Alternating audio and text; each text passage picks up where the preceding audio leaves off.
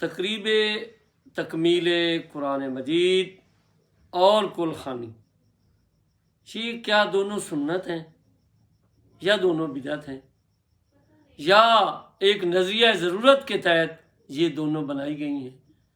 اس میں مجھے بڑی کنفیوژن ہے۔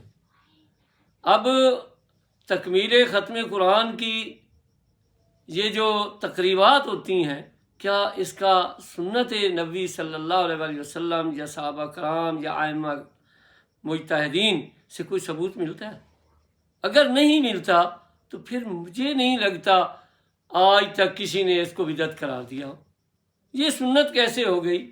اگر سنت نہیں ہے تو پھر یہ ہے کیا چیز؟ اگر کل خوانی اس کے اوپر اتنے تبصرے کیے جاتے ہیں تو کیا وہ کیا ہے؟ ایک پارٹی اس کو بدعت، حرام یہ سب کچھ سمجھتی ہے، اور دوسری پارٹی اس کو باعث ثواب، باعث برکت اور یہ سارا کچھ سمجھتی ہے۔ یہ کیا دین کے ساتھ مذاق کیا ہوا ہے کہ ادھر پیسے ملتے ہیں، تمام کو ملتے ہیں، جس میں ساری پارٹیاں شامل ہیں، مذہبی پارٹیاں، تو یہ جائز، اور ادھر ایک طبقہ اس کو کرتا ہے وہ ناجائز اور حرام۔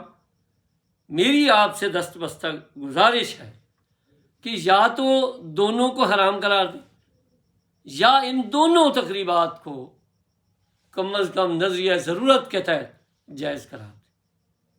یہ جو میں کروں وہ تو دین، جو دوسرا کرے وہ بدعت، یہ والا معاملہ نہایت بھیانک اور نہایت ہی خطرناک۔